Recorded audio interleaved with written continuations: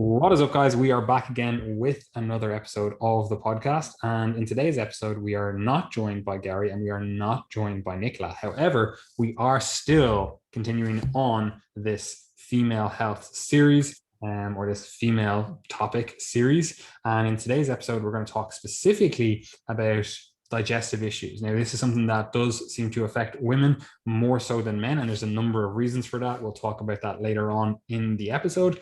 But today I am joined by none other than our resident nutritionist, Brian. And Brian's been on the podcast a few times before, so regular listeners and regular followers will be well aware of Brian, and Brian also does a lot of social media outreach for us. So if you're a follower, you may have been talking to Brian in the DMs and different things like that. So a lot of you know who Brian is, but some of you don't. And maybe some of you aren't aware of why Brian is someone that we should be talking to or listening to, if you're listening to this, about these issues. So Brian, tell us a little bit about yourself and why I'm bringing you on the podcast to talk about digestive issues.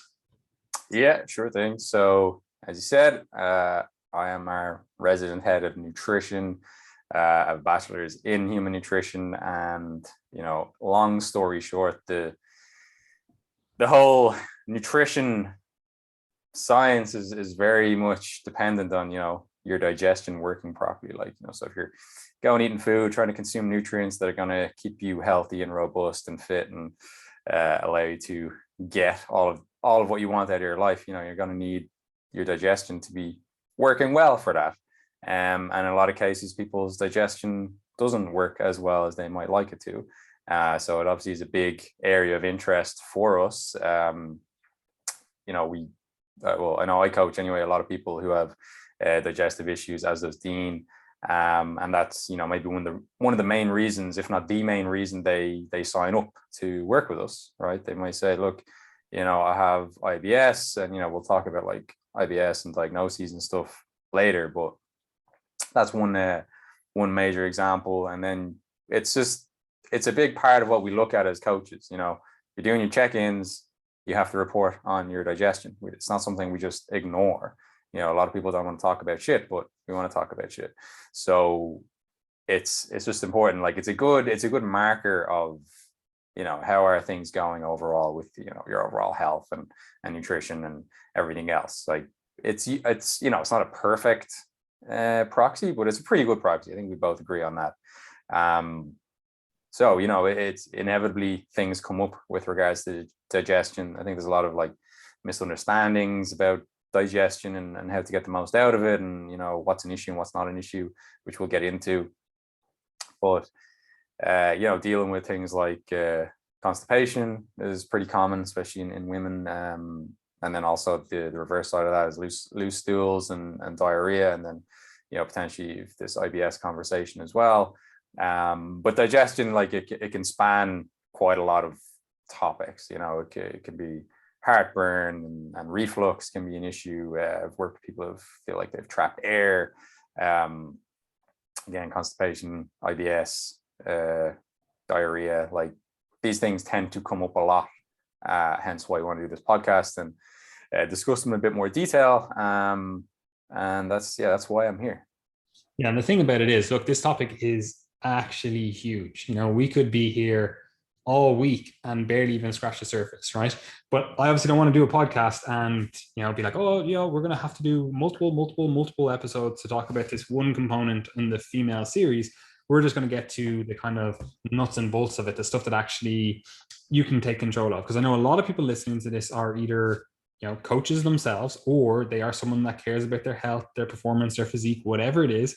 And you don't necessarily want to know all of the background science. You don't want to know all the nitty gritty. It might be interesting for you, and I know it definitely is for a lot of people listening to this. They like when we go into detail. But realistically, what I want you to get from this episode is more the practical side of things, okay? So you get from this episode, you go, okay, what is the issue? What are we dealing with? What's the actual way that we think about this stuff? And then what do we actually do from that, right? So with that in mind, I want to just touch on the first thing being, why is there a higher prevalence in women, right? Because there does seem to be a higher prevalence of digestive issues in women, right? And there's a number of reasons for this. The first reason we'll touch on is there's just hormonal fluctuations in women that you don't see in men, right? And that's both across the lifespan and month to month across menstrual cycles, right? So there is this natural fluctuation that's occurring that you don't necessarily see in men, right? Men do have fluctuations in their hormones, especially, if they have a poor night's sleep, they might have reduced testosterone. If they are, smokers, chronic alcoholics, whatever, you're going to see more fluctuations in terms of here is the normal reference range and this is where this individual is, right? But in women, you do see more week to week, year to year fluctuations, right? And as a result of that, you have more variability in the digestive system, right? Because one of the inputs into this is the hormonal environment, right? So if your hormonal environment is changing, week to week, month to month, year to year, you're going to see more variability here, right? So that is the one thing. Now, there are other things in that that are also affected by hormones, notably estrogen, because estrogen is the main female hormone. That's the way we typically think of it in terms of endocrinology. It's like, okay, female hormone, estrogen, that's the big daddy, the big player, right? And in terms of male hormones were like testosterone. Now, women do still have testosterone. They actually have more testosterone than they have estrogen. However, estrogen itself is actually more, what would be the word for it? It's stronger, right? Potent. Yeah, more potent is a good word, right? So it's more potent. So you actually need less of it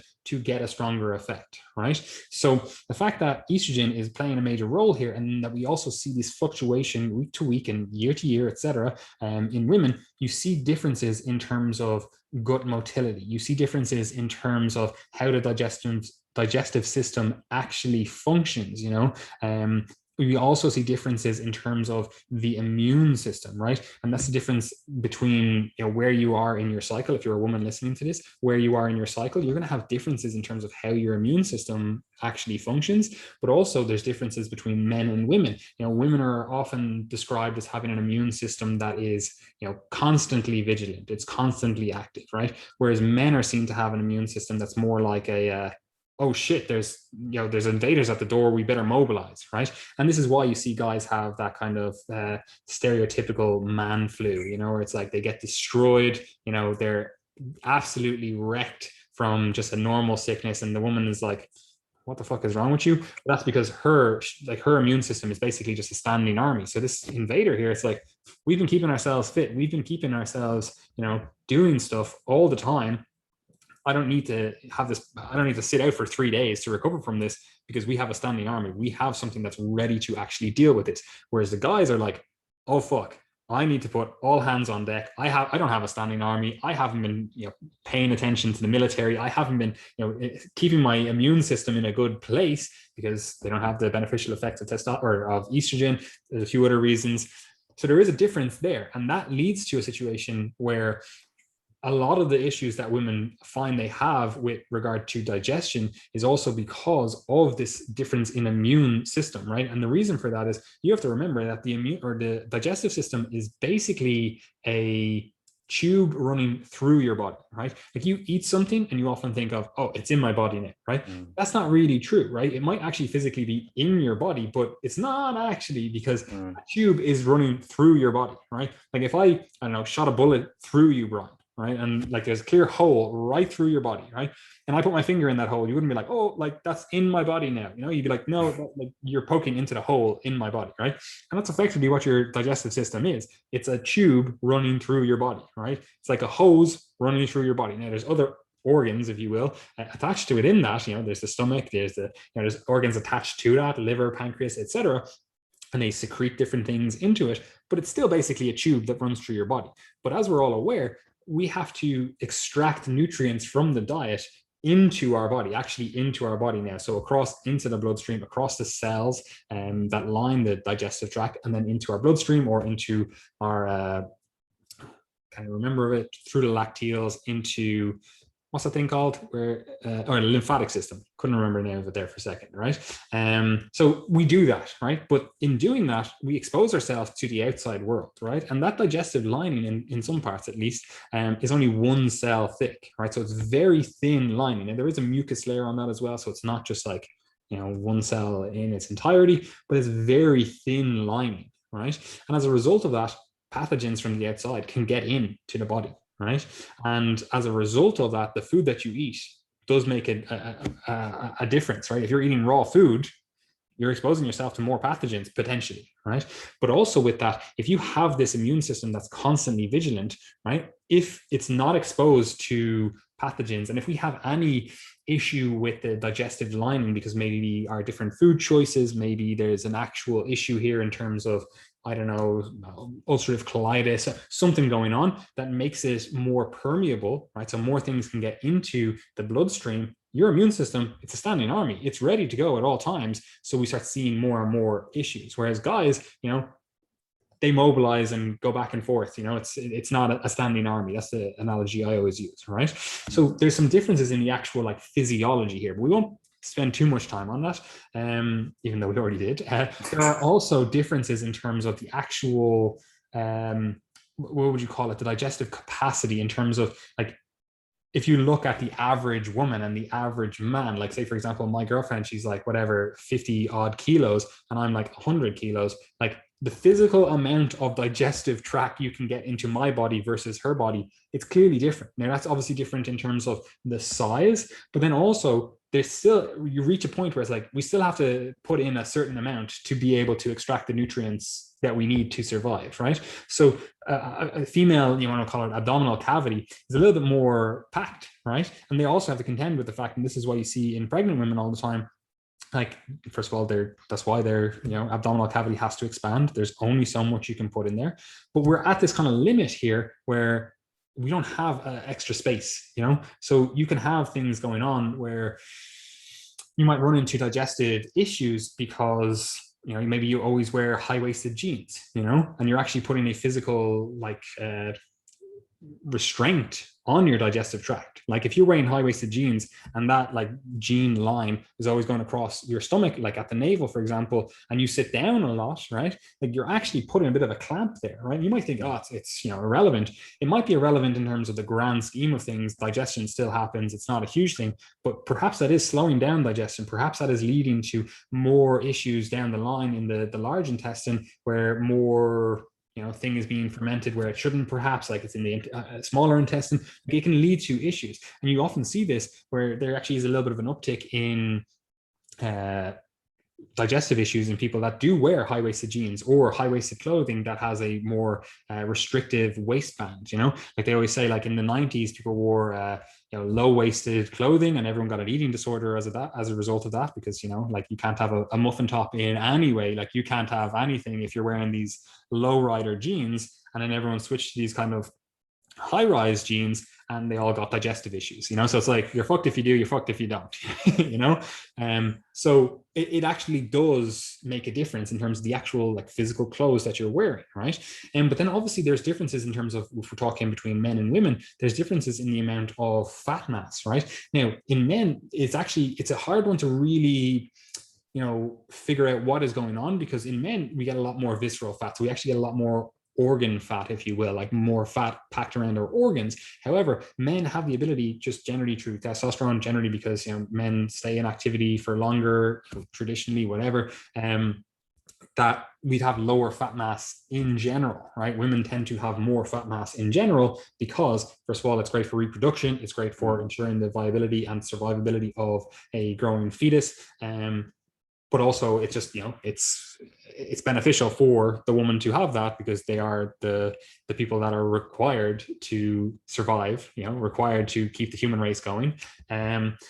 So for guys, we can have more visceral fat, but we tend to have lower fat mass in general, in the general population. So for women, you can have higher levels of body fat, but that can actually lead to a situation where we have a little bit more fat on the stomach, fat on the abdominal cavity in general, and that can potentially lead to certain issues with digestion in general, right? We have to also remember that body fat is potentially inflammatory. Now, women tend to have a more beneficial inflammatory profile in terms of their fat, where it's put on their body, like visceral fat, if I can even speak. Visceral fat is the most inflammatory, and that's the one that guys get, right? Where women tend to get, fat on their bum and legs versus around their stomach, right? So there is differences, or there are differences there, but we still have to put this into the overall picture. There are differences in terms of the amount of inflammation, both because of the immune system, but then also because of body fat levels, right? But then also, like, we have to disentangle all of this, because it could also just be an artifact of the fact that guys are less likely to complain about this stuff, right?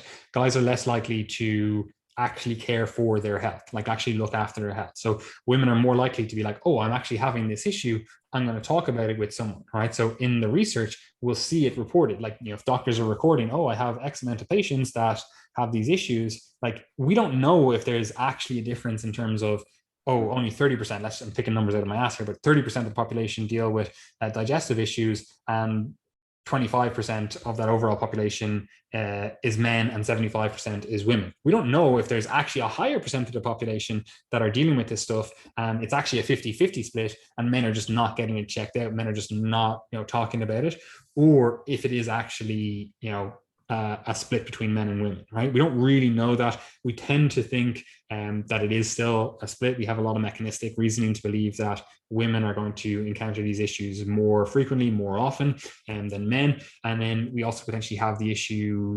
of like men, first of all, not talking about this stuff, but then also men having the capacity to deal with this stuff a little bit better. Like in terms of the clothes that guys wear, it's like, okay, well, if I get a bit bloated, no one's really going to notice. I'm in this like baggy hoodie, baggy t-shirt, and whatever, jeans or something, like no one notices. Whereas women, if you're going out on a night out, for example, and you're experiencing some bloating, some distension or whatever, you're like, okay, well, I can't wear my clothes.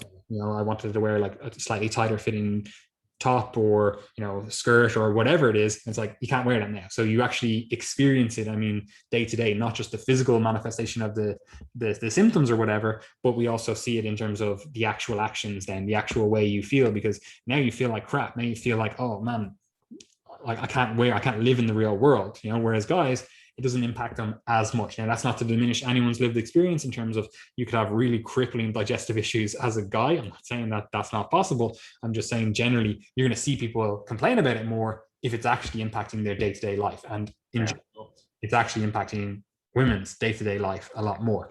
Would you have anything to say on any of that, Brian?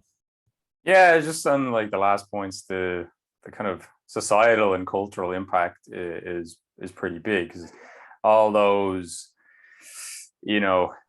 expectations for women and the differences, like guys make fart jokes, right? Whereas if you're a woman, like, you're not supposed to have any flatus whatsoever. So it's just even that's where you're wrong. See, girls make fart jokes in private, they just don't do it in front of guys. Guys are imbeciles and they make fart jokes in front of girls. Right? But I guarantee you, if you talk to girls and they're like talking about their periods and stuff, they will tell you the most vile things possible, and they'll be like doing it as if it's a joke. They'll be saying, oh, this thing, ha ha ha, just like guys are like, oh man, I took a shit earlier on, you should have seen it, blah blah blah. So I'm gonna fucking not give you that point. Okay, you're gonna veto that one. Right, well, I was I'm throwing it out there anyway. But yeah, and then there is that obviously point you made about he's seeking help with this sort of stuff. So it does seem to skew the frequency of these kind of digestive issues. But no, I don't have much else to add. Like, I think that's a good rundown of why women might experience more of these issues than men. Yeah. And then there's also a subpopulation within this. Now you have to remember, like, we're not talking about specific issues here. Like, we're just talking about, general distension, bloating, maybe some acid reflux. Yeah, there's a whole host of symptoms. Brian will go through some of those in a second.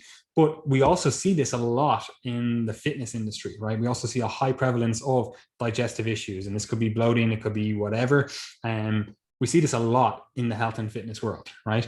We saw it a lot a few years ago. People were trying to be #relatable. They're like, oh, posting these pictures. Look, I'm just like you. Buy my program.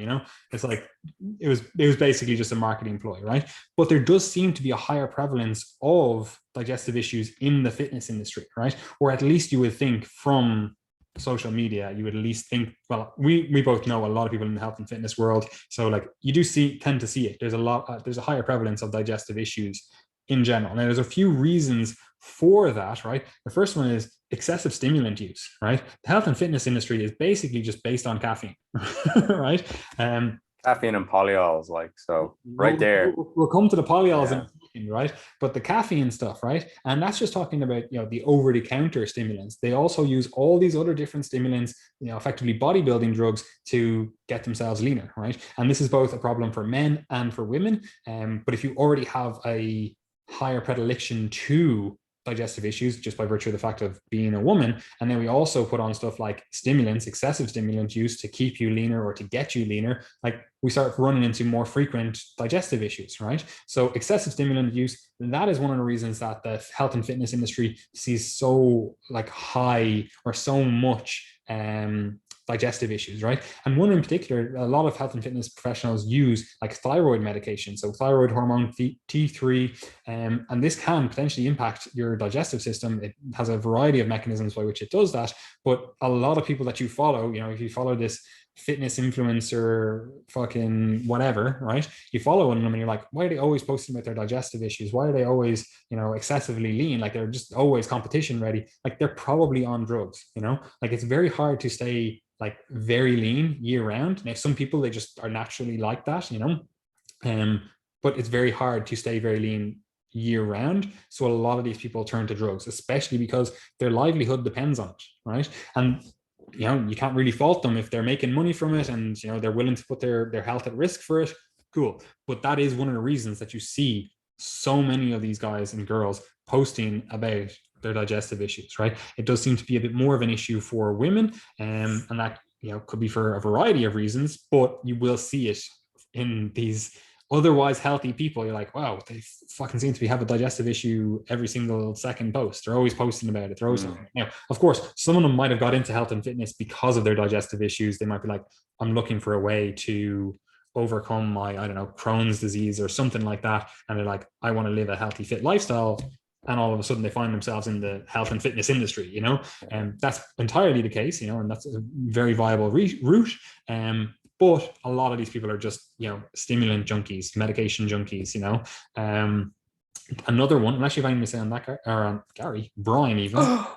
Look, you're so programmed to, it's just like autopilot for you to say anything to add, Gary. That's what I have to say. I have to literally drag stuff out of Gary. I'm like, do you have anything to say on this, Gary? And like anyone who listens to this podcast regularly knows, he goes, no, that's all good. Yeah, nothing to add. Stimulant use, etc. Yeah, I mean, just to like clarify that a bit more, it's like we're talking about people consuming excessive amounts of caffeine, right? So they're necking their monsters, they're drinking tons of coffee. They're probably monsters and other energy drinks like Rain, whatever it is. That's what's causing it. That's essentially, like, just so people understand it, like it's creating like a stress response, basically an induced stress response that you want, and then that gives you the energy and the focus and everything else that you actually want to get out of this. It has the appetite suppressing effect. So if you're dieting super hard to stay really lean all the time, or at least just to get lean for whatever purpose, it's helping you manage your appetite, it's helping increase your energy expenditure slightly, and it's helping you feel a bit more human, like, while going through the process of essentially undereating. Like, you are undereating by default if you are starvation. Yeah, it is what it is. Like, you were technically not eating enough, and therefore your body takes what it needs from your body fat stores, and that's how fat loss works. But that's what we're looking at. So, that amount of caffeine will, stimulate the digestive system. It'll change motility, usually to, speed things up or slow things down, depending on, the context and how you as an individual react. But, that's why it's very, very common to see, loose bowel movements, diarrhea with increased, like, many of us can relate to, coffee induced poops. That's how a lot of people go. Number two, you'll see people in the morning, they'll be like, oh, I can't poop before I have my morning coffee. Like, it's their ritual. They wake up, they have their coffee, and it's like, okay, I feel my gut, I feel something happening here, let's go to the toilet. And it's like, yeah, if you can imagine yourself just hammering the equivalent of 9 cups of coffee per day, because you take your 3 or 4 cups of coffee per day, and then you also have this pre-workout, and then maybe you have a supplement with some, or you're sponsored athlete with some supplement that also has caffeine in it, and you're sipping on that throughout the day. It's like you can see that your intake gets excessively high relatively quickly, and if you just feel that from one coffee in the morning, you can imagine what's happening with your 9 cups of coffee per day. Yeah, it's just so much stimulation, so much induced stress. I'll keep using that terminology, and as we'll talk about later on, like the role that stress has in all this, but that's just kind of a preview. And then another reason why you see such a high prevalence in the fitness industry is because of nutrient deficient diets, right? You'll see people eat really restrictive diets. They'll eat that like chicken, broccoli, and rice style diet. So they're not getting a lot of the nutrients that they need for well-functioning digestion. For example, zinc is really required for, effective stomach acid production. If you're eating a diet that's deficient in zinc, like you can't just make it out of nowhere, so you'll see them eating very deficient diets, and as a result of this, they just have terrible digestion. You're not able to get the nutrients you need for functioning digestion.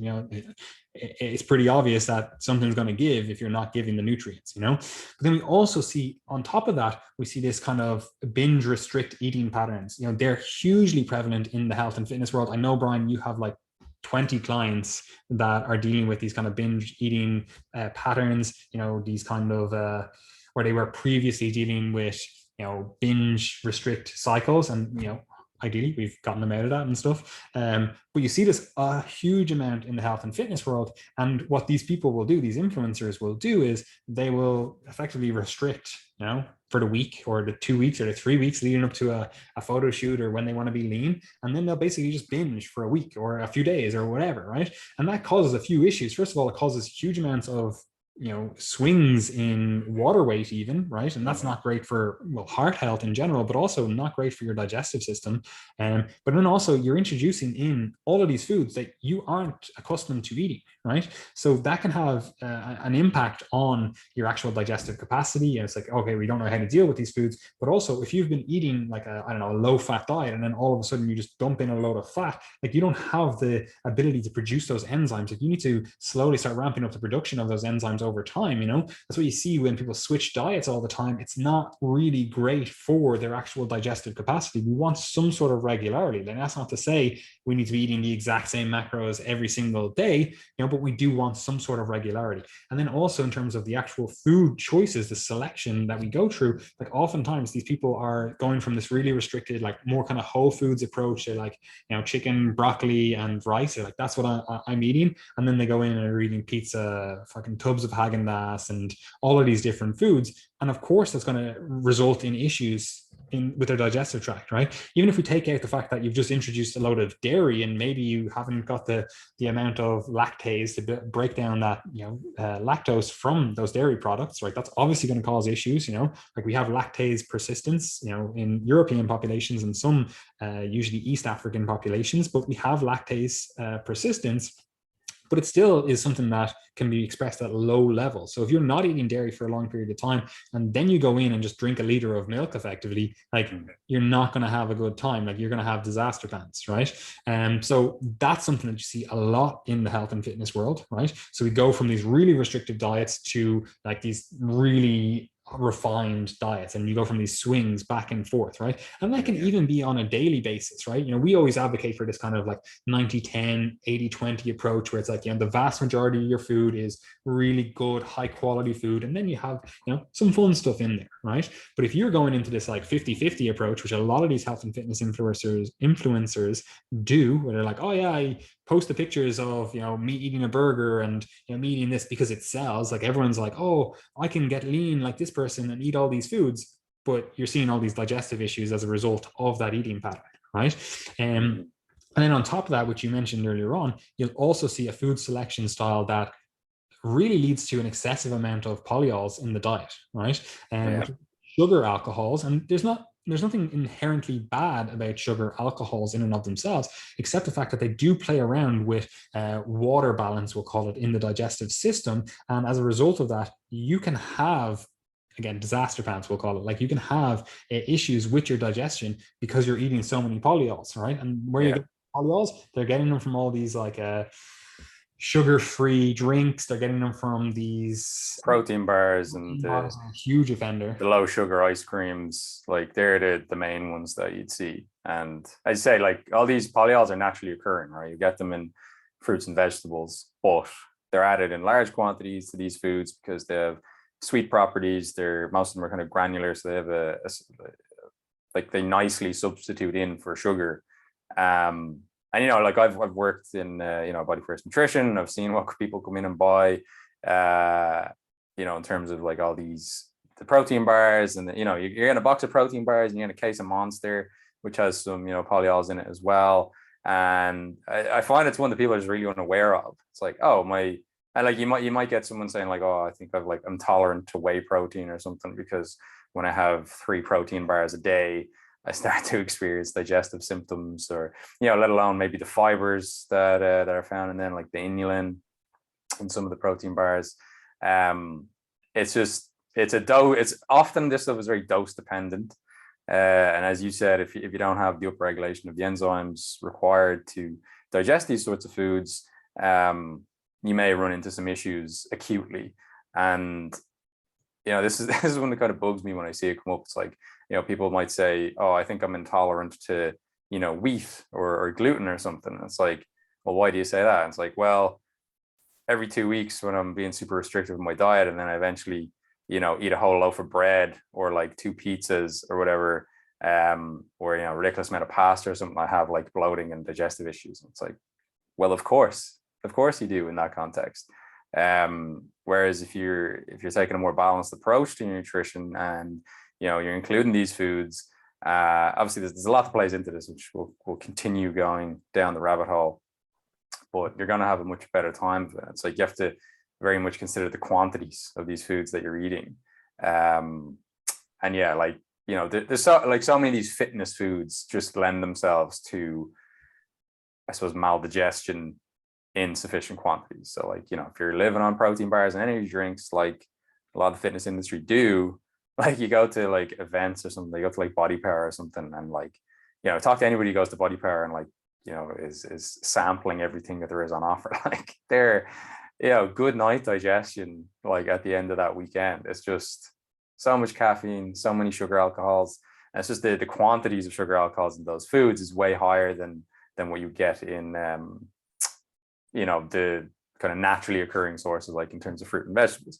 But like, let's say, just as a quick example, prunes, like everyone kind of knows, oh, prunes good for constipation if you're having issues with that. Well, the only reason prunes are good for that is because they're a concentrated source of the polyol sorbitol, which has laxative properties, right? So it's usually not the same one that's found in protein bars. You get sorbitol a lot in the ice creams and things, but that's essentially why people are eating prunes, like basically consuming natural source of laxatives. So by that logic, if you eat a lot of foods that contain a lot of these polyols, you're going to have a laxative effect. And the individual tolerance, I find, is very different for those. Like some people, will eat 3-4 protein bars a day and they're fine, right? And then someone else will eat half a protein bar and have digestive issues as a result. But yeah, people just don't seem to be very aware that these are the foods that are causing problems, and it causes them to look elsewhere, again at like, oh, I can't eat a slice of bread because they get all these digestive issues. It's like,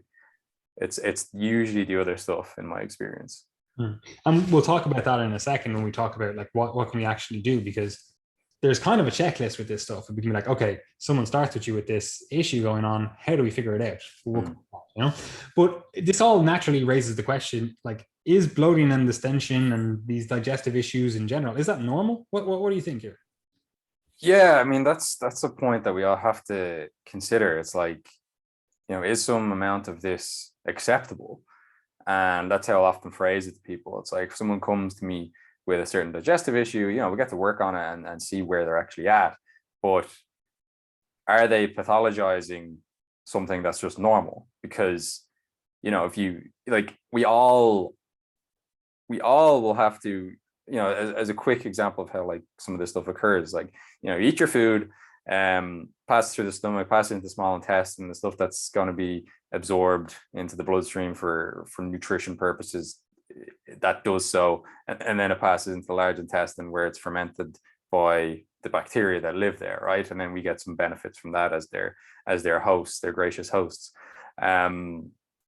So this will happen for all of us to some extent, and there's like commonalities in all of this stuff. Like universally, none of us can really tolerate, say, like a huge dose of fructose, right? Because it's just malabsorbed. They don't have, and then in things like I did a reel on this the other day, like the GOS in pulses, you know, so beans and lentils and stuff, like or beans more so, I should say. You know, we don't have the enzyme to break down certain components of these foods, so naturally they have to go into the large intestine, and then the gut bacteria there start to break them down. Now the response for an individual to this can vary, but everyone needs to understand that like there is sort of a common baseline for this stuff, that yes, we all will experience some gas, we all will experience some amount of bloating. You know, if you're eating and drinking all day, like it only makes sense that, like, you know, maybe your stomach will expand a little bit more than it is when you wake up after fasting for, you know, 8 hours or whatever it is. So there's certain questions to be asked about this. It's like, all right, you know, is this significantly impairing your quality of life? You know, what exactly is the history and the kind of frequency and the occurrence and the severity of all this stuff? That will help us decide whether it's like, okay, this is something verging on pathological that maybe want to intervene with. But I think it's pretty common, and you probably agree, and this is something we've seen over the last few years, is that people pathologize normal bodily functions because they're exposed to some misinformation somewhere that says, oh, you know, if you experience, you know, gas and bloating, then you have XYZ problem. And, you know, we talk about this a lot in general. It's like, if you go looking for problems, you will find them, right? And then inevitably someone's selling you some gut repair protocol, you know, with just a shitload of supplements. It's never anything else. It's always just supplements. You know, maybe some weird restrictive diet in a lot of cases, but you just have to be aware that, like, you are not supposed to experience like zero bloating, zero distension, zero gas. You know, your bowel movements will be affected from time to time. There will be a little bit of flux in these things depending on what you're doing. It's you know, it's rarely pathological and worth like talking about in more detail. Like if someone reports to me in a check-in, it's like, you know, I had some change in my bowel movements this week. It's like, all right, maybe I'll have a look around and see if there's anything that might explain it.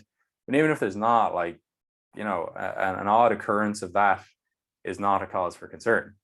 So it's just like, all right, we move on, and inevitably it doesn't happen next week or the week after, and it doesn't come up again until, you know, a long time, or maybe we do find there's some pattern to it, and that's a lot of what the work done there is. But yeah, you can't just write it all off as being a problem, because that'll create a lot of stress then, right, for you psychologically, which won't be good. And then, you know, we'll talk about how stress influences digestion, so you could get into a negative feedback loop here where you know, you're stressing about normal digestive function, which then leads you to actually have worsened digestion because of all the stress that you're experiencing, psychological stress, which will impair your physiology. So anything you want to add to that? No, 100%. Like, it's basically this, you can't expect to be morning skinny all day, you know? You can't expect that, like, oh, I feel like I have a flat stomach this morning because there's, you know, fuck all food in your stomach because you've absorbed it all. It's actually in your body now. Like, your digestive tract is kind of empty, especially after you know, you go for a poop or something. It's like, oh, cool. Like, I literally am empty here, you know? And now it's rare that we're actually like properly empty, but, you know, you're emptier, right? You can't expect that to be across the board all day, right? If you're putting stuff in your body, like into this tube that needs to be absorbed, takes 6 to 8 hours or something to be absorbed. Like, that means it's in you, it's physically in you. Now it's, you know, broken up and it's all chewed up and it's, you know, in that time and everything, but it's still in you. Like, it's still physically in you, right? So it's obviously going to lead to some sort of distension, some sort of, you know, bloating here, and it's not pathological. Now, I always put it on a spectrum of, are we just experiencing this normal day-to-day life, or are you in a position where you are experiencing pain, right? Are you actually experiencing pain from this? If we're experiencing pain,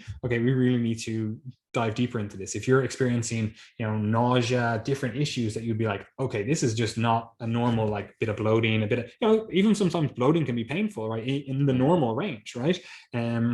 But if we're like, this is, everything, every time I eat something, I feel like I'm 9 months pregnant here, and, it's painful. Okay, we need to deal with this, if it's something that happened once, not a big deal. Like, different things happen. You could have eaten something that was a little bit more raw than normal, like, broccoli or something, and it's more raw, and you're just not able to break it down as much, and there's more, fermentation going on. Loads of different things could happen like that, right? If we're also in a position where you basically can't trust a fart, you're like, oh, am I going to follow through on this? Am I going to, like, ruin myself today? If you're in that position, then yeah, okay, we're gonna need to dial into this. We're gonna need to really dig into this and go, what's going on here? What has changed? Or has this been something that you're experiencing for a long time? How can we change things, right? So there is a spectrum here, right? So there is a normal presentation, and then there is actual issues, right? Now, the issue is that in the fitness industry, all of those actual issues are kind of like, oh yeah, like, these are this normal presentation, that's pathologized. That's put into this, like, oh, if you have any kind of bloating, that's an actual issue, right? When in reality, it's not. Like, you might experience a burp or two after a meal and be like, oh, that means I'm not digesting my meal. I don't have enough stomach acid. Like, you see all these random claims online, and it can be very hard to decipher what's actually going on, right? But look, some degree of bloating, some degree of digestive disruption occasionally, completely normal. Not something that I would be worrying about. I always put it in the to watch pile. I'm like, I'm going to keep an eye on that. But look, this happened once, not a big deal, right? It's something to watch. If it starts happening weekly or every few days, okay, we need to really dig into this. But if it's something that happens very periodically, and we can't really decipher on, like, oh, this is the thing that causes it, like, if you're like, oh, I drink once a month, and then every day after that I feel like shit, and also have, like, these digestive issues, I'm like, it's the alcohol. Like, we have a clear, this is what it is, right? But in the vast majority of cases, we can't really pinpoint exactly what it is. And if it's happening very infrequently, like, once even a month, I'd be like, there's only so much we can do. We can keep digging, and we can really try to sort things out, but it may still be present. That might just be the way your digestive system works, but what are some of the, well, actually, there's one more thing I want to say on that. Just, like, first of all, if we're talking about this general population, the vast majority of people have pretty fucking poor diets, right? Like, that's across the board. Most people are just not eating good health promoting diets. So of course, in the general population, we're going to see, a lot of digestive issues in general, right? Now, some people might be like, oh, it's just not an issue because they've always eaten like that. Like, if you grow up in an area and you've always eaten a certain way, and, like, you're not going to know what normal digestion should feel like, right?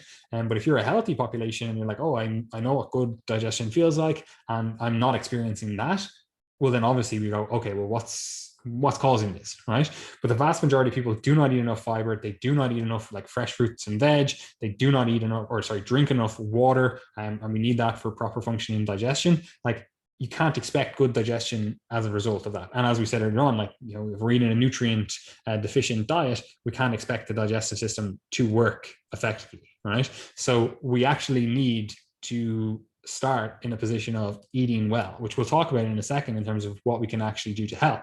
But maybe, Ryan, you want to go through any of the common conditions or issues that you see in populations that you deal with. I know we've touched on quite a few of them. What are some of the things that you might see and go, okay, this is something that we actually need to dial in on? Now, again, this is a generalized podcast. We're not going to go into, this is a specific issue, these are all the treatment protocols for this issue. Like, again, we'd be here for months doing that, right? And also, look, we're not doctors. We just help guide people with their nutrition. So caveat that. But what are some of the conditions or issues that you see?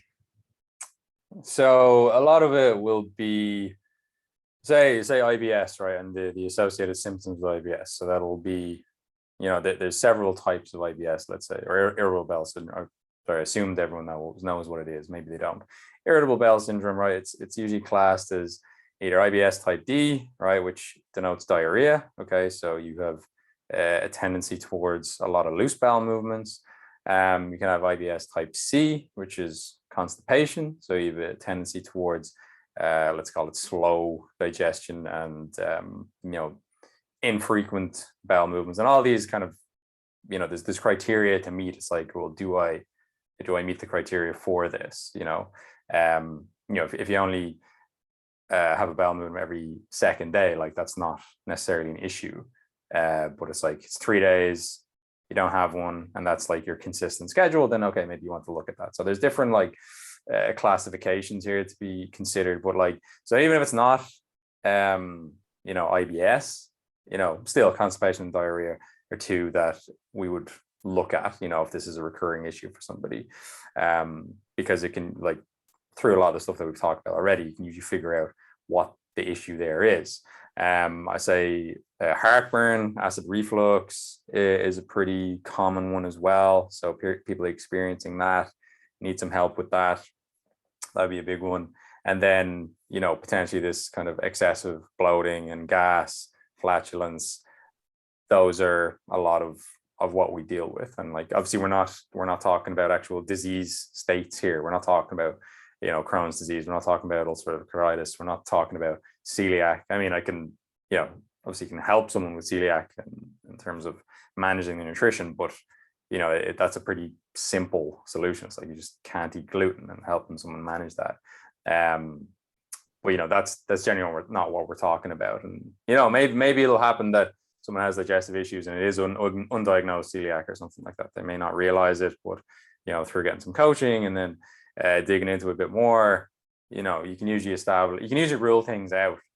All right, you can usually rule these specific diseases out, which is a good idea to do if you have digestive issues. And then that leaves you with, okay, what should I generally do to improve these symptoms that I'm having? And there's also even like tests. If you're ever wondering about this stuff and you're like, I don't know how much better or worse I'm getting, like, you can do tests. Now, a lot of the tests that are promoted online or whatever, they're actually just shit, right? They're like, oh, here, like, I'll do this finger prick and I'll do this allergy test and I'll do all this sort of stuff. It's like, yeah, like in concept, they might work. For some people, it might help them refine their diet, but a lot of that stuff is just kind of bunk, right? But there are still tests that you can do. Like, you can get like a high sensitivity C-reactive protein measurement, right? And that'll just tell you general inflammation in the body, right? But you can use that as a proxy of, okay, how much resolution have I gotten with the dietary changes that I've made, right? So if you start and you're like, right, look, my digestive system, I just don't know what the fuck is going on, right? And then we go, okay, well, we're going to do a high sensitivity C-reactive protein test, right? You have to go to a doctor, or, there's some companies like in England, there's like Meditechs that can do it. I don't think Let's Get Checked does it. Maybe they do. But there are some companies that do it, right? So you can look into that stuff. It's relatively cheap, right? So you can measure that and you can go, okay, well, if it's at X number now, like I've had a few clients that have had very high C-reactive proteins, and we're like, right, well, we really need to deal with this stuff. And then we'll make dietary changes. We'll do some of the stuff that we're talking about in a second here. And then we'll go, okay, let's get that rechecked. Let's measure that again. Let's see where we're at. And then if you see an improvement, we're like, okay, we're on the right track with this stuff, right? Let's keep going with this. Let's go get this tested again in 3 to 6 months when we've really continued to refine this stuff. And if we've got like a normal or a very low range of C-reactive protein, cool. We know we're in a good place now, right? So that's what we can use as a little bit of a proxy. Now, it doesn't really help all that much in terms of helping you go, this is the issue, right? But it does help you in terms of knowing how much closer to resolution you are, Now, not all issues will come along with a lot of inflammation. It may just be transient symptoms that you experience, not a lot of inflammation as a result of that. So it doesn't help in those cases. But in some of the cases that you're seeing that are chronic, we have potential measurements that we can use as a bit of a proxy, right? But it doesn't work for everyone, right? But is there any other kind of symptoms or conditions that you see people appear with? Because I think that's pretty comprehensive in terms of, what you're likely to experience, especially if you are a coach yourself or you're coaching yourself. Like, a lot of people that actually have like real issues I shouldn't say real issues. That's a bit, bad on people that are actually experiencing the issues. But I mean like issues that are like medical issues where it's like, you have celiac here, you have Crohn's disease, you have whatever, ulcerative colitis. Like, if you're like, here is a very clear presentation of a disease state, right? If you're like, in that case, usually you're going to find that out earlier in life. Now, some of the things, especially for women, this can change across their lifespan, right? Like, I know of some women that have, got pretty severe digestive issues like Crohn's later in life. Maybe due to pregnancy, maybe during pregnancy, maybe closer to menopause. Like you can see this change. You can see these changes now. It could be again to do with the differences in terms of hormones across the lifespan, in terms of a variety of different things. But you can see changes across the lifespan, and that's a little bit more common in women than it is men. But it is something to be aware of, right? But if there's no other conditions or issues that you see, let's get on to like, what can we actually do to help? What's the starting point? Someone comes to you with an issue. Where do you start? Yeah, so we obviously will look at, there's not really much to add in terms of what issues are we looking like. There are others, but we're not necessarily, we're not treating people for ulcers and shit like that. It's not our wheelhouse. So if someone comes to me and they have digestive issues, obviously we need to take some background and get some history. And in most cases, they will have tried to investigate this themselves. So they may have some feedback for me on that. They may say, I got a colonoscopy or I got an endoscope or something. And it's like, things like, okay, celiac is ruled out. So we know it's not that. So it's like, okay, that gives you some information in terms of what to go with. But you do want to rule a lot of these things out. Again, I'm speaking quite generally here. So it depends on what symptoms you're experiencing.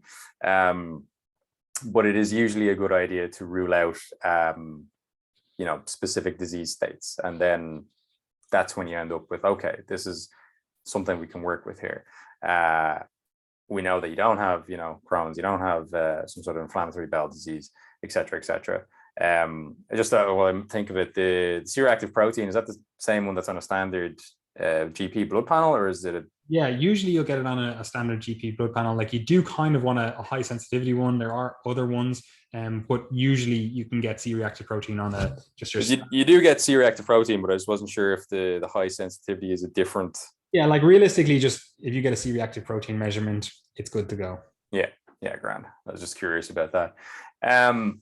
So where I'll usually start, again, obviously this is kind of symptom dependent. Like if someone says, look, I've been diagnosed with IBS, then I'm going to take a different approach necessarily to if someone's just generally having digestive issues. So first thing you're going to look at after you've ruled out things, if necessary, first thing you're going to look at is how they're actually eating their meals. All right, this is always my go-to number one.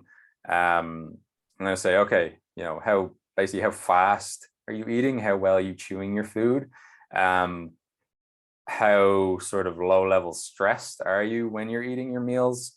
Because all of that will contribute to the vast majority of digestive symptoms that people experience, which is great. So some people will listen to this and say, yeah, but that's clearly not me. So, what's next? What's the complicated? People want to complicate things. People want to, feel like they're a special case, so to speak, that, it couldn't be something that simple, but I guarantee you it often is. So please. Mechanistically, it makes so much sense, right? And most people are aware of this. Like when you're stressed out, people hear like, oh, stressed, I've got this fight or flight, they've heard of that term before.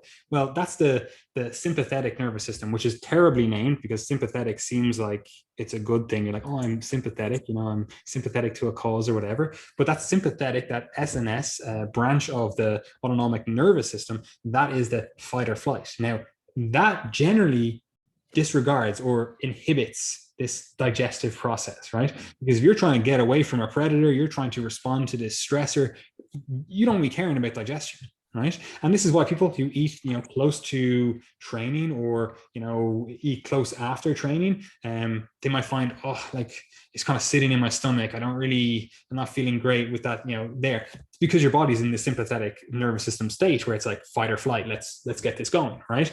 It's not prioritizing this other parasympathetic state, which is the rest and digest, right? So when we're actually trying to encourage and improve digestion, we want to be in this parasympathetic state, right? We want to actually encourage this rest and relaxation, right? And you've all experienced this. I know you've definitely had like a Christmas dinner or something or a big meal and then gone, I'm fucking tired after that. Sat down, had a lie down, had the best nap of your life.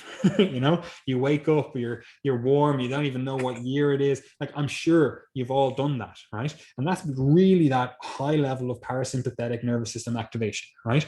And we want to encourage that when we want to improve digestion, right? So I know everyone listening to this, because I'm in the same boat as you, Brian. I will say this to clients, I will say this to people that ask me about this stuff, you know, like, right, the first thing is we need to look into this stress management stuff, right? And that's both in terms of, you know, stress management in general, but then also just around the meals. What is stress like around your actual meal, right? And that's both in terms of, like, are you actually sitting down at a table away from your work or whatever and chewing your food, you know, breathing while you do it, not just, I need to fucking get as much food into my mouth as possible. Because look, I worked in a gym for years. That's how personal trainers and fitness coaches and stuff, they work. They'll be like, right, I have a client here, 2 minutes in between clients here, boom, boom, boom. I have a lunchbox out and I'm just fucking wolfing down as much food I can get down my gullet as possible, you know, and really high stress environment. And I know other professionals, and they're also in the same case where they're like an executive or even just, you know, working in an office or something. They're like, right, I don't want to waste time with this and I need to get this food in, boom, boom, boom. I'm going to stuff it down my gullet and fucking wash it down with a monster again, activating that sympathetic nervous system, right? So mechanistically, look, the stress component, it needs to be looked after. But in terms of what that actually looks like, what are we talking here? Because obviously, look, we're saying like be mindful with your eating. What the fuck does that actually look like? Yeah, you can definitely throw like mothers into this category as well, because, you know, if you are, as many mothers are, if you're essentially running the household and, you know, you're waking up in the morning, you're going to get your kids out to school, you're trying to get them fed, you know, you're, you know, necking something in the car on the way doing the school run, and then you've fucking loads of errands and shit to do. You know, it's so easy that you're just, you know, first of all, in that situation, you're on the go, right? And you're trying to cram food in and you're not taking any time to eat it because it's almost like an inconvenience that I have to like stop and just kind of eat this meal properly. And I understand, like, I can empathize with it. Like, we all lead busy lives. But if you're having issues with your digestion, it's going to pay huge dividends if you actually do this stuff consistently. Like I said, people like to fob it off, like, yeah, that's grand, but actually do it. All right. And what it looks like is, you know, ideally sitting down, right? Sitting down at a table or something, taking a few breaths, you know. So we use this 5-10-15 rule kind of to help people remember it. Basically, like, the numbers are pretty arbitrary, but the 5 deep breaths before you start to have a meal. So these are like the deep meditative breaths you may have heard about, you know. So a few seconds in, twice as long out. Take a few of those breaths, right? This is a really good way to calm down that sympathetic nervous system, which I often remember, you know, well, not that I have to remember anymore, but I used to remember which is which. Like, okay, the sympathetic nervous system sympathizes with the fact that something is trying to kill you, so it's going to help you out here by giving you all these stress hormones. Just terribly named. They should have just called it something else entirely. Yeah, I mean, parasympathetic is just useless as well, basically. But anyway, so that's going to put you in a way more of a rest and digest state, which you obviously want, as we've talked about, when you're going to have a meal. Okay, so that's the first thing. That's the 5. You can do 5 breaths. You can do 30 breaths, right? The numbers are arbitrary. Just people will remember me talking about the 5-10-15 rule. Then the 10 refers to seconds between mouthfuls of food. All right, so this gives you an opportunity to put some food in your mouth, put your knife and fork down, or if it's like a wrap or something, put that down, chew it, right? So you're going to get like at least 10 seconds chewing or whatever it is here in between bites, versus what people often do is just, you know, eating lumps of food and then, you know, they don't actually do any chewing and they just kind of swallow it whole. I always use the example of someone watching TV while they're eating, and they're just, the bowl is literally below their mouth to catch anything that doesn't fucking fit down their gullet, and they're just like literally shoveling it into their mouth. There's no chewing, there's no like time between playing. One that we used to talk about a lot, like, years ago, is, you know, in between rounds of Call of Duty online, you were absolutely necking stuff into you because like that game's starting in like 30 seconds. Ready to go. Yeah. So are you going to be caught eating and get fucking terrible kill to death ratio? No, you're not. So the 10 seconds, just taking your time. In doing so, you'll be forced to chew better, which is going to help your digestion, right? Now, people often use the analogy like, oh, your stomach doesn't have teeth, right? So, clearly you need to chew. And like, yeah, chewing is obviously important, but your stomach is also a big fucking vat of acid. So it's pretty capable of dealing with stuff. But yes, chewing is very helpful. You start to get some enzymatic breakdown of foods through saliva in the mouth before anything even gets down to your stomach. So this is going to help. And then the 15 is just minutes, is how long you should spend at least eating a main meal, which it'll help a lot with like preventing overeating as well, because it'll stop you getting to that point where you basically blow past the point of consuming enough food. Because you've eaten the food so quickly, you'd only start to feel the sensations of fullness and then over fullness because you've overshot it, 15, 20 minutes after you've eaten. So, obviously that if you're like overeating at every meal, you're naturally going to feel that in your digestive system. Okay. And we've spoken about that already. So the 5, 10, 15, some people added 20 onto that as well, which is like a 20-minute walk, which definitely encourages improved digestion. Now, realistically, you may not be able to get out for a 10, 20-minute walk or whatever after every meal. If you can, it's helpful. But that's where I'm starting with people, like just slowing down your eating, trying not to be in this low-level stressed out state when you're having your food, giving a bit of time to it, taking your time with the food, chewing properly. That's going to sort out like the vast majority of people's digestive issues, for anyone listening to this. So look, and you and I both know this because we coach so many people that say the same thing. Like, as soon as you tell someone to do that, right, then you're like, this is the reason why I can't do it. This XYZ, this is the reason why I can't do that, right? But I guarantee you, right, you are not as busy as you think, first of all, right? And then second of all, you're not extraordinarily busy for all of your meals, right? It's very rare that you see someone that's working a legitimate 12 to 15 hours per day, right? So you can wake up, you can take a little bit of time, you can do this stuff for your breakfast, you can get that dialed in, right? Your lunch, okay, maybe you can't do that. It's very stressed, very high stress environment. You're just, okay, look, that meal, we're not going to even look at, right? Then dinner, we have a little bit more time again. We're going to spend the time, we're going to really mindfully eat, right? So that's 2 of your 3 meals there. You've spent the time, you've mindfully eaten, and we'll see improvements from that, right? We might still see some sort of negative digestive symptoms because, you're wolfing down your lunch, but you're going to be in a far better position than doing that for all 3 meals, right? So I know people listening to this are going to go, X, Y, and Z, and they are the reasons I can't do that. And the simple solution is do it for the meals that you can actually do it for.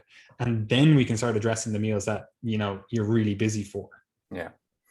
And then, as you said as well, we need to look at this kind of overall allostatic load or stress load. Like you're kind of day to day. Like I think about, what's your baseline of stress? And because, when we talk about stress management, I often talk about like, okay, these are things acutely you can do when you find yourself in a very high stress situation. But then also, do you have like general practices across the week that you're always doing that basically help keep your baseline level of stress low, so that even if it peaks or spikes for whatever reason, it's not as impactful as if your like baseline is really high, and then it's like, which straw is going to be the one to break the camel's back. That's kind of the way I look at it. People often use the stress bucket analogy, Yeah. So you filled up the stress bucket with all this, day-to-day stress, and now you're putting this extra stress in terms of, the food, the rushing the food and whatever. The bucket is going to overspill, So we want to dump as much of that water out of the bucket in terms of reducing your day-to-day background stress, whatever way we can. And that's going to give you more capacity to deal with the stressors in general.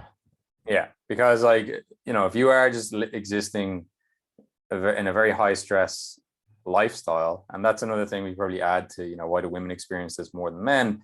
Women, I think, report feeling more stressed, more anxious, etc., than men do. So that's going to impact digestion, more so for women potentially.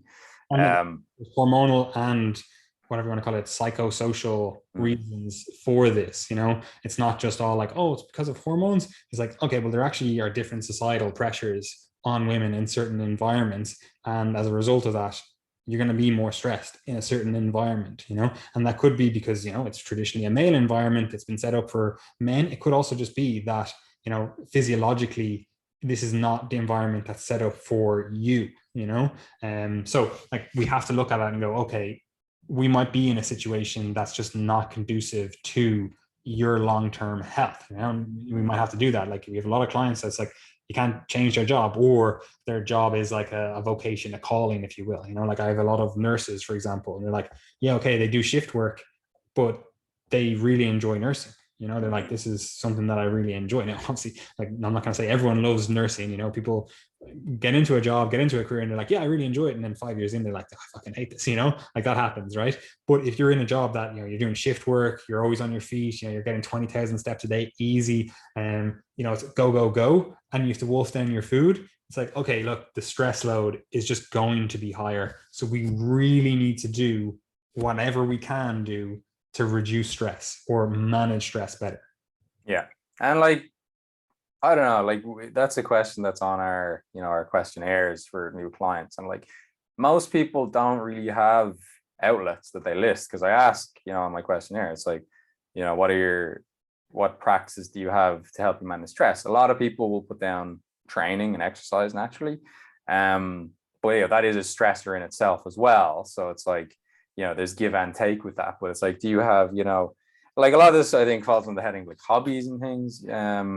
But it can be as simple, like the by far the most effective and probably easiest to implement is some sort of breathing exercises, mindfulness, meditation, whatever, or yoga, you know, whatever package it comes in. A lot of those things have the common feature that they encourage this deep, slow breathing, which is the, you know, quickest and dirtiest way to get someone kind of calm down. And then if you have that as a regular practice that you do every day or whatever it is, or, you know, a few times a week, then your overall, your baseline will be lower, and where the water is in that bucket just will be lower.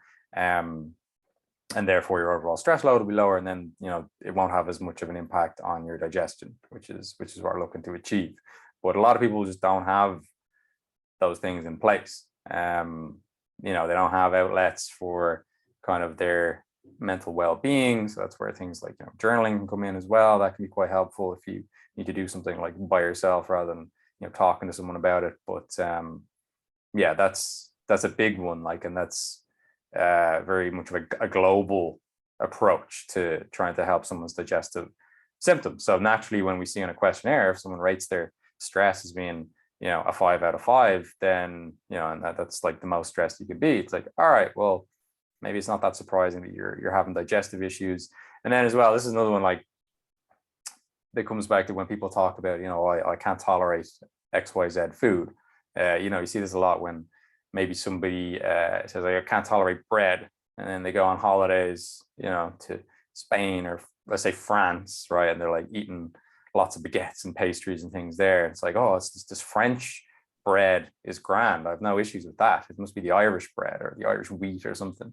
Well, it's not that. It's just the fact that you're on holidays, you're relaxed, you're enjoying yourself. Your overall stress load is much lower. So the higher that is, the poorer your tolerance will be from a digestive point of view, let's say.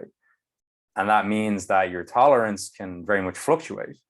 And, you know, and that's something you see, say, in IBS. It's like you're, you know, if you establish that, okay, these are foods that give me symptoms in an IBS context, like these specific FODMAPs, it's like, that's not fixed for life. That's like it fluctuates, you know, based on many different factors where stress is one of the main ones. So, you know, that's what I always say to people. It's like, you know, if you come in and you have a week where your sleep has been terrible and you've been really stressed out, and, you know, maybe that's probably why your sleep has been terrible, whatever is impacting you, and you haven't been able to, like, you know, prepare your foods properly, like all that is going to culminate in you having poor digestion in that context. I think people can conceptualize that pretty well, understand that pretty well, but they don't kind of step back and look at their own situation, their own life from that point of view.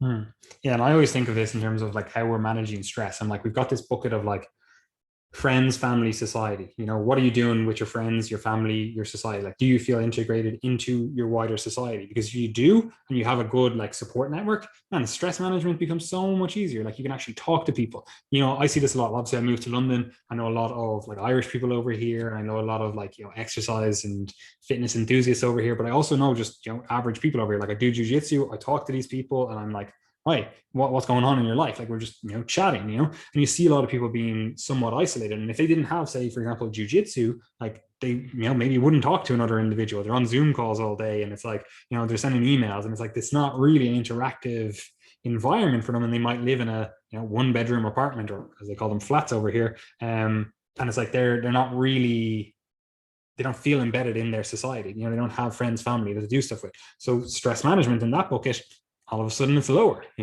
Then we also have stuff like, again, hobbies. What are you actually doing? What are your hobbies? A lot of people, especially I know the people listening to this, will be like, oh, my hobby is going to the gym. But going to the gym, while it is, in the hobby bucket, it's kind of just a stressor in and of itself. Like, if you're really trying to progress your physique, you're really gunning for it in the gym, you're really pushing, heavier weights, more volume, whatever it is, like, that is a stressor that you have to recover from. It's not really a restorative stress management tool. Like, it can be, for sure, if you want to, get rid of some aggression, for example. Some people go to the gym and they're like, right, I feel good after that, but it is still a stressor. It is still something that we need to recover from, right? So we need to, like, Paul Chek said, and I don't generally agree with Paul Chek on a lot of things, but he said, like, you can work out and then you can work in. Like, so how often are you working in versus how often are you working out, right? So we need to do some sort of working in. We need to actually do some restorative work. And this could be, breathing, meditation, even yoga, different things like that. We can do stuff like that, but we need some sort of hobbies. It could be, painting, it could be whatever, something that is rejuvenative, something that is like actually restorative, and it's actually bringing down your nervous system tone. Like, it's actually, you can physiologically, you can measure it, because you'll see your HRV go up, or you'll see your resting heart rate, like in the moment when you're actually doing it, it'll go down. Like, your heart rate, rather than being at your stressed 70 to 90 beats per minute, it'll be like, oh, actually, I'm really enjoying painting this picture. My heart rate, oh, actually, wow, it's 45. So we want to do stuff like that to really activate that parasympathetic nervous system, right? So we have that bucket of, friends, family, society. We have that bucket of hobbies. And then we also have like nature. Getting out into nature is really beneficial for a lot of people. And this can be like a 10-minute walk in the park, like literally stuff like that, incredibly rejuvenative, right? And then the final bucket that we have is, actual, we'll call them rejuvenation practices. Usually these require some time and effort. Like, you need to go to, say, for example, a sauna, which may be, again, a stressor in and of itself, but a lot of people find it relaxing. Or going to some sort of like spa, or different things like that, right? Even just foam rolling, it can actually be a viable tool in terms of activating that parasympathetic nervous system a little bit more, right? It's not really doing a huge amount more than that, but it can be nice. It can actually be rejuvenative, right? So we need to manage stress. Other than stress, Brian, right? So let's say someone listened to that, to like, right, before I listen to the rest of this, I'm going to really assess my stress, and then I'm going to actually deal with that. Let's assume they've done that. They've done the stress stuff. What's next? So they're doing the stress stuff, they're addressing how they're eating their meals. The next one, naturally enough, and like, you'll often do this stuff in tandem. It's not like we just wait, before having some input on the next one, which is someone's food selection. All right. So if you're looking at someone's food selection, as you've said a couple of times in this podcast, like, the baseline diet is not very good. And that's something that you want to address if you want to have, much improved digestion. So we need to make sure like it's nutritious enough, but then we also like need to tick some of the very basic boxes. Like, is your fluid intake sufficient? Because if it's not, then that can lend itself to digestive issues, especially constipation. We need to look at fiber as a nutrient, right? I think everybody kind of intuitively knows to some extent that like fiber helps keep you regular or anything like that. And then, you can distinguish between soluble and insoluble fiber, and then kind of soluble fibers is pretty cool in the sense that how it affects the body. It can rectify like bowel issues, like stool issues. So like, if you're prone to diarrhea, then it can help with that. Or if you're prone to constipation, it can also help with that. So it does both, which is pretty cool. So, trying to increase your usually increase your fiber intake is going to be something that people need to do in this context. Like the average fiber intake in Ireland is quite poor.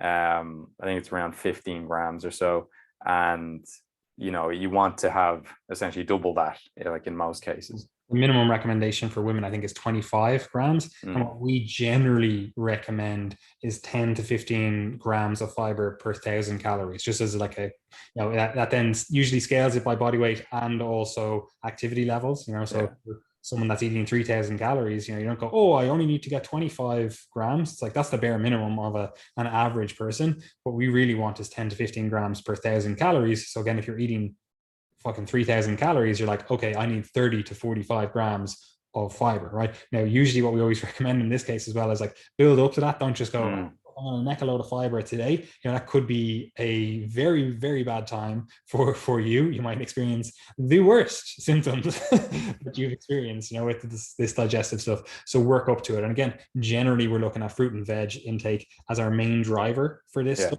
Legumes and pulses and that kind of stuff as well. Like, they're obviously really easy ways to get, first of all, a little bit more protein in the diet, but then also a good chunk more fiber. And then we can look into specific like fiber supplements, like psyllium husk is often recommended. But generally we're looking at fruit and veg, and you usually use that, what is it, your 3 S's of increasing your fruit and veg? 5 S's. Oh, sorry. 5 S's. I don't know if I can rattle them off, but yeah, there are 5 S's.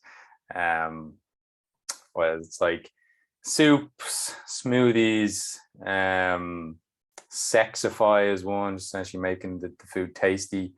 What the hell else is there in that? Slurp or something like that. I think that might have been soups. I don't know. Oh no, slurp was the smoothies one. Yeah, sorry. Or maybe it was soups. Jesus, don't even know my own mandates. Anyway, it's we have there's a video there somewhere of me talking about how to increase your vegetable intake if you need to do that.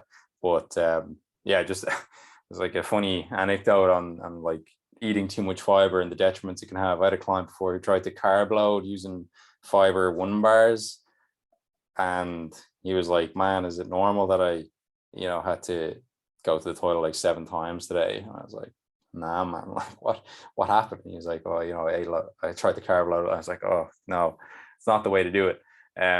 So yes, just be cautious of increasing your fiber intake very rapidly. So assess where your fiber intake currently is at, or you don't even have to track this stuff necessarily, but if you get a proxy on how much fruit and veg and pulses that you're eating, you can throw whole grains in there as well, though the fruit and veg fibers are probably somewhat more preferable. I mean, whole grains are good, and but I suppose just in a narrower context for things like IBS, let's say, they can be more aggravating. Let's say like something like wheat bran can be more aggravating versus something like psyllium or other sources of fiber. That's getting a little bit technical, but essentially, we're going to look at someone's food diet. We're going to say, how's their fruit and veg intake? Is it high enough? In rare cases, it might be a case of eating too much fiber and too much like plant material that's causing some problems, and that's definitely the minority. Like, if you're looking at somebody in front of you who has digestive issues, it's like more than likely their fiber intake is going to be too low rather than too high, but it does happen. Okay. Especially if they are on like a very high calorie intake and they're trying to do it like through too much fibrous foods because that's what they've been told is healthy, which is not untrue. But like, I know Dean has had a lot of clients lately that have signed up looking for help because they're just really struggling to eat for muscle gain and to perform well and to fuel that, and basically just some modifications to food selection has rectified all that, and they're having a great time with it now. But they're obviously trying to do it like eating too much of these high fiber foods to try and get there, because that's like, oh, that's what I should eat as my carbohydrate sources, and then just experiencing digestive discomfort like when they go train in the evening or whatever. Then we'll look at all the other things that we mentioned earlier. It's like, how many protein bars is this person eating? Are they eating a lot of these polyol filled ice creams? Are they drinking or consuming a lot of caffeine? Like, these are all things we're going to look at as well. So usually it'll be down to a lot of that, and then just improving the overall healthfulness of someone's diet, leaning more towards whole foods. You could potentially consider some common triggers for digestive issues can be, very high fat intakes, as a bolus in a meal potentially, or just as a general high fat intake that usually will lend itself to worsened digestion for people. And, like in a lot of cases, if you're eating very high fat, you're also not eating very much fiber anyway. So those two can go hand in hand and have like a double detriment to someone's digestion. You can look at things like alcohol is super important, as you mentioned earlier. Like people seem surprised when, their digestion isn't so good after a heavy weekend of drinking. It's like, well, what do you expect, from something that's such an irritant and kind of poison in the body? It's going to affect your digestive system. Yeah, I'm like, look, imagine you just poured, like, I don't know, paint stripper on your hand, which is like, methylated spirits or whatever. It's like, you probably get some sort of irritation on your hand, if you just left it there, right? The same thing that's happening in your stomach. But then also along with that, like, imagine you're just drinking, I don't know, Guinness, right? Drinking a pint of Guinness is like drinking a fucking loaf of bread, It's like, what do you expect? If you just drank a loaf of bread and then it also had an irritant in it, what did you expect was going to happen? Yeah, exactly. I suppose you can look at like the timing of meals as well. I suppose eating too much too late in the day can definitely have an impact. And then look, if you attach that to the alcohol point, it's like, all right, so I've gone out for a big feed of drinks and then I'm on my way home, I'm going to get a kebab or something. It's like, you're eating a lot of food, potentially high fat food, just before you pass out in bed, and wonder why you had heartburn all night or whatever, or kind of feel a bit crap the next day. So is it these behaviors that I suppose like are accepted as just being normal? Like, they can obviously impact your digestion. And look, a lot of people listening to this won't be in that situation. Like, they care about their health and fitness, they won't be getting up to that, but it is an important point to mention. And then I saw like spicy foods is another one that can be an impact. And again, this is where it kind of diverges off into like, well, what specific issue are you looking at? Like, is it heartburn you're trying to resolve, or is it IBS you're trying to resolve? And it's not the same interventions like all across the board, but everything we've discussed so far like is pretty good general overview of like, okay, these are the kind of things you can look at when trying to improve your digestion. 100%. So that's the basics, right? We're like, right, we're reducing stress in general. We're also being mindful with our eating. We're also generally trying to eat a whole foods diet. We're trying to minimize the junk. We're staying away from smoking, alcohol, late night eating, excessively spicy food if we find that's an irritant, high fat, maybe greasy, junk kind of food. We're staying away from all of that stuff. What happens if we still haven't got resolution? What's the next step? Yeah, so this is where it'll diverge off into more specific interventions, depending on again, what I said is what exactly you're looking at. So if it's something like IBS, you may go down this path of a low FODMAP diet, right, which is kind of a form of an elimination diet. I'm doing a long series on IBS and the low FODMAP diet on our Instagram at the moment, and I have been. So if you want to like get up to speed on that, like that'll be useful for you. But basically it just removes these fermentable carbohydrates that can cause symptoms in IBS patients, removes them for a short period of time. You will obviously assess the symptoms during that period, because if you execute on this low FODMAP diet quite well and you've experienced no improvement in symptoms, then it's obviously not the like cause of your problem. And look, it doesn't lead to resolution in everybody. Like in something like IBS, we don't actually know what causes it. There's a lot of like theories and kind of well elucidated mechanisms, but there's no definitive like this is why you get IBS. Like, and there's so many factors, like all the things we've already talked about, stress levels, as well as food selection are going to play into this. And just on that, like, this is also why, again, you see on social media all the time, people being like, I switched to a carnivore diet, or I switched to a keto diet, or I switched to a vegan diet, or I switched to XYZ diet. And they're like, I had great results. It solved all my issues. It's like, you basically just did some form of an elimination diet and it got rid of some of the offending foods for you, right? It wasn't that a vegan diet is magical. It's just that you were eating foods that didn't agree with your body, and now you eliminated them. You could have used any other one of these elimination diets and got the same resolution, you know? And like elimination diets in general are not magic. We generally do like that kind of low FODMAP approach. It seems to be relatively robust. It seems to be, relatively like as good as, the research in this area is not great, as you were saying, but it seems to be relatively well supported as a, an intervention to start with. The only issue with it is that it is an elimination diet. It is hard to actually do, Yeah. But that's like all elimination diets. It's a complicated one, but I mean, I do like it in a way because it's not as restrictive as some elimination diets might be. Like obviously you compare it to like a carnivore diet or something, it's like it's way different. But like, there's an issue with like doing kind of random elimination diets. Like you want to be quite methodical about undergoing something like this, because otherwise you won't really get your answer. You'll say like, okay, I took out like these 20 foods and now I have no problems. Like, all right, well, what was the problem? And you kind of want to have a feel for that. Otherwise you can be caught off guard, or you may experience symptoms and be like, I don't understand why this is happening now again.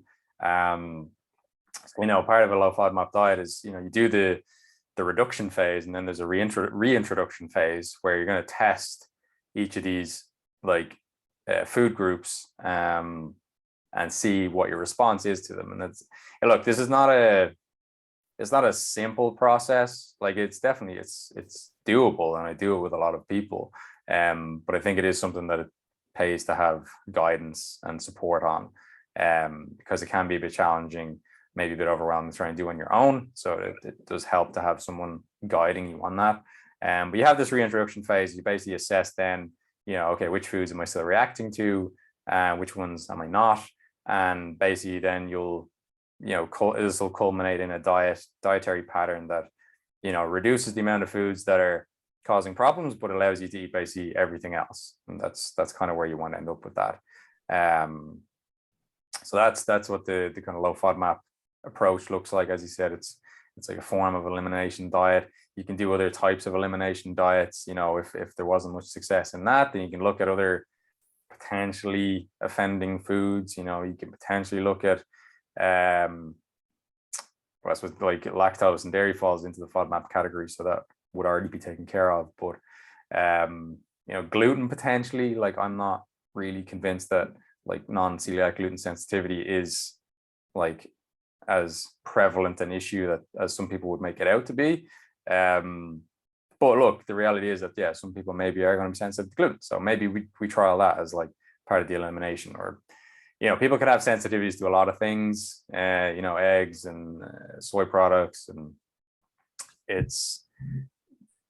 you don't want to start just pulling foods away at random. Like you want to, like I said, you want to be pretty methodical about it, because you want to have a decent idea of like, okay, this is my plan for this elimination diet. This is how I'm going to implement it.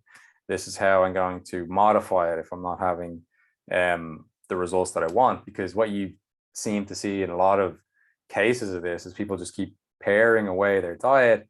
They become quite afraid of eating, and then they end up in this like really narrow range of foods that they're consuming, and they can't deviate from that because that terrifies them, because they don't want to experience these symptoms. That's a really bad place to be in with like your mental well-being, and just your like, what would you call it, like your sense of resilience as a human being. Like it's a really bad place to get into. So you have to be quite careful when trying to implement these kind of diets.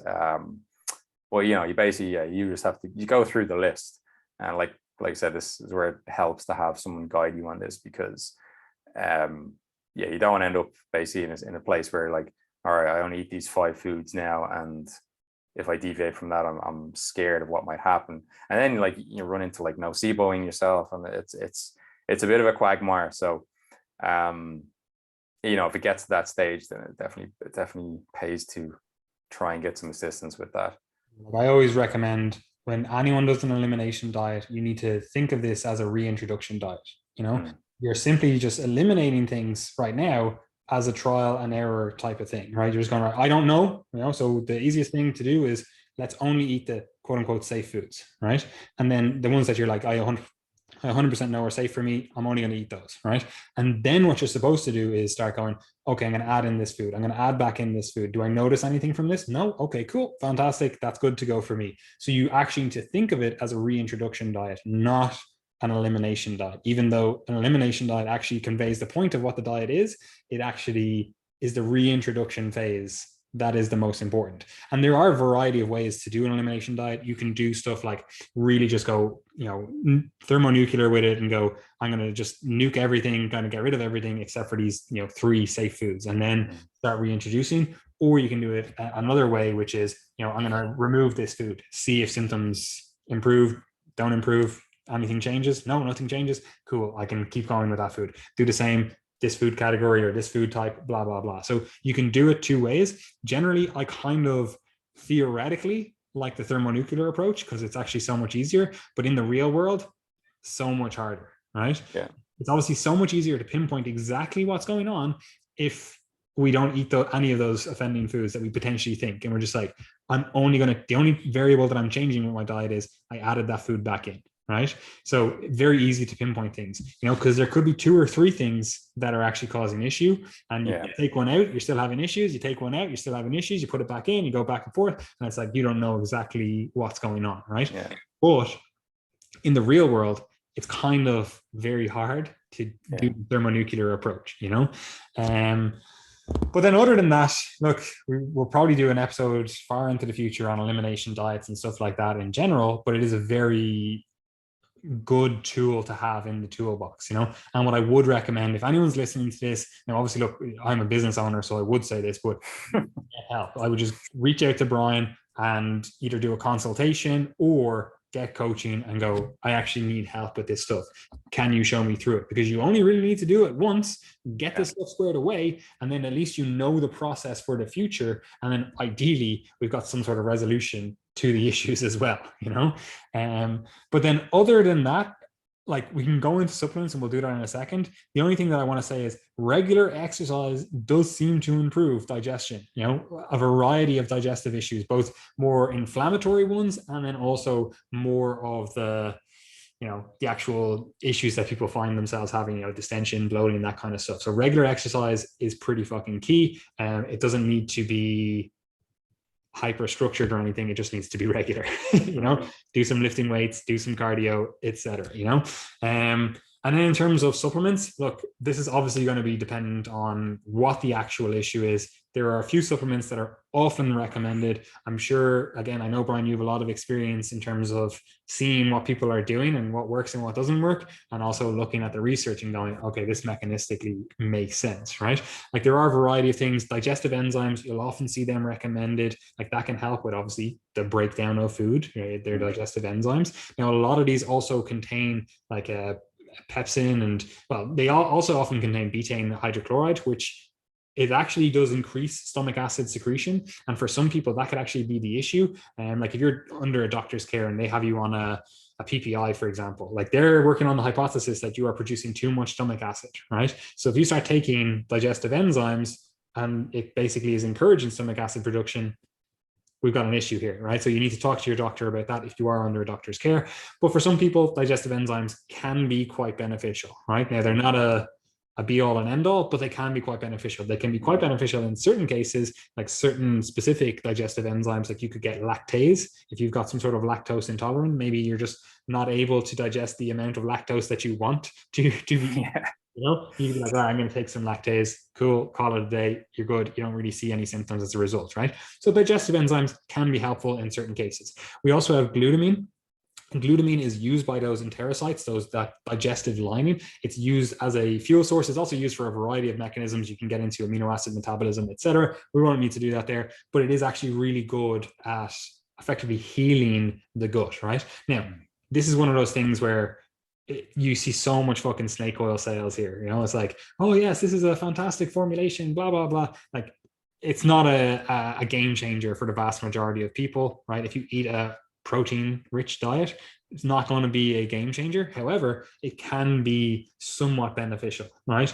It does potentially reduce that intestinal permeability. So if nutrients are getting across that, one cell thick lining and they're getting into your bloodstream, et cetera, and you're having some sort of immune reaction, potentially glutamine can be viable there. It can help, right? Now we can get into doses and stuff. Generally I like people to start a little bit higher so we can just reduce it, get resolution of symptoms quicker, and then just reduce it, drop it out if possible. But even as low as 3 to 5 grams per day can be beneficial, you can go through these as well in a second, give any of your notes or whatever, but I'm just going to rattle through them. Then we also have zinc. Zinc is really beneficial for stomach acid production. So if you have low stomach acid production and we're really feeling we're not digesting our foods enough, like zinc can be really beneficial. We can go for certain types of it, like zinc carnosine. That seems to be one of the more beneficial forms of this, but just zinc in general. Like we need the nutrients to be able to digest food in general, right? Probiotics, they potentially can help. They could potentially harm as well, but it just depends on what exactly we have going on. If we think we have an overgrowth of, negative, we'll call them bacteria in our large intestine, maybe we want to shift the balance a little bit, taking some sort of probiotic, a high dose probiotic could potentially be beneficial. If you noticed you had issues after, say, taking a course of antibiotics, maybe probiotics could be beneficial in that case, right? But again, it is something that you need to do a little bit more research on, because probiotics is a huge class of things. They're living organisms. What organisms are we talking about specifically? Are we talking about Saccharomyces boulardii? Like what exactly are we talking about, right? Like we actually need to be very specific in terms of what we're actually supplementing and what we're trying to resolve. A fiber supplement can be quite beneficial. Like we generally like psyllium husk. It seems to be well supported, seems to be good for digestive issues, but it also seems to be great for heart health in terms of lowering your cholesterol. So fantastic. We're getting 2 birds with 1 here. So some sort of fiber supplement could be beneficial. But generally, we also tend to focus on a whole foods approach where possible. We also have peppermint oil that can be beneficial for some people. It seems to, there's a few different things that it does in terms of it interacts with calcium channels, in the digestive tract. So you get some relaxation of the digestive tract, which can potentially make it a little bit easier for the transition through your digestive tract. It can make it a little bit easier. Now, this is one of those things where there's some research to support it. There's some research to be like, yeah, look, it's not great. Do you have something to say on it there? Yeah, basically it just acts as like an antispasmodic, so it kind of relaxes the digestive system. But then a side effect of peppermint can be heartburn, right? Which is just another digestive symptom on its own. However, if you get enterically coated peppermint capsules, you won't have a problem with that. What is that one called? The Culpermin or something like that? I think it's just peppermint oil, basically. But yeah, sorry, you want to keep going, or do you want me just on that peppermint as well? Like you can also just see people will recommend this, like this old wives' tale or whatever. They'll be like, drink some peppermint tea. Like that can be beneficial for some people. Like a peppermint oil capsule, enterically coated, is probably a better delivery mechanism. But other than that, most of the supplements, we have some particular supplements that we might be like, right, for this particular case, this is beneficial. But in general, I'm not really focusing on the supplements too much. I'm doing all the other stuff first and foremost. Yeah, and then I just wanted to comment on the probiotic aspect of things. Like it's all like taking saying, oh, you should take a probiotic for this issue is almost like saying, oh, you should eat food for this issue. It's like, well, which fucking food are you talking about? So the probiotic situation, we don't understand very well. There are certain probiotics that seem to be more beneficial in certain contexts or for certain symptoms. Realistically, we can't go through them all on this podcast, but yeah, you just kind of have to be cautious of this general prescription of probiotics, right? Because there's just so much variability in the quality and are these strains even beneficial? Are these strains even alive in the capsules that you're buying? There's a lot of room for error and getting like in all the supplement industry, getting poor quality products. So ideally in these situations, you want to say, okay, do I have digestive issues? Yes or no? It's like, well, if not, then probably don't want to take a probiotic. I don't think it makes sense to do it just for like this, general health point of view, or like health insurance point of view. I don't think that makes sense from what we taking a multivitamin. Cool. I can see that as, health insurance. You're not really sure, okay, maybe this could potentially help here, a low dose multivitamin. But taking a probiotic when you don't have an issue, like, it's not really doing much. No, it doesn't really make sense.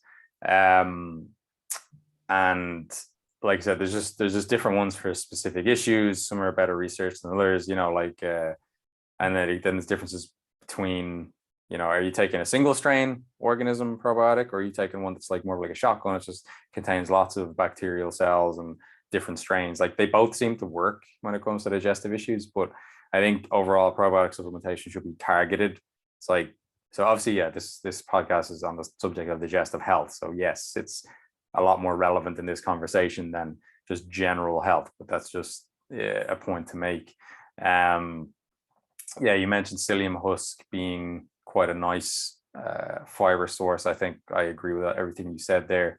And then just in, a lot of what I do in this digestive space is around IBS, right? So you don't want to take fiber supplements that are rapidly fermented and potentially insoluble, because that could exacerbate the issues that someone is having. But psyllium falls into the category of, all right, it's soluble and it has like a low amount of fermentation, or it's slow fermenting, whatever way you want to put it. Therefore, it tends to be well tolerated. Like, not always, and again, it depends on the dose. Like, you go take 20 grams after having never taken it before, probably going to have a bad time. But it is one of the better options versus something like wheat bran, which could be, actually aggravating. And there's some other ones that I can't pronounce it. The one begins with metamucil or something. What is it? You say it? Mucil, yeah. Oh, okay, that's right. And then there's a kind of a plant extract formulation called Iberogast, which I'm not sure of like the actual accessibility of that, which is a big problem I've noticed in this digestive space. Is like, all right, this like particular strain of probiotic is shown to be helpful. It's like, okay, cool, where can I get it? Oh, you can't. It's like, well, cheers for that. Like, so there is a product called Iberogast. I'm not sure if its availability in Ireland specifically. Maybe something that's more available in the States or something like that. But it's the kind of thing that, like, if someone is having some digestive discomfort acutely and they want to calm it down, it seems to work quite well and work quite rapidly.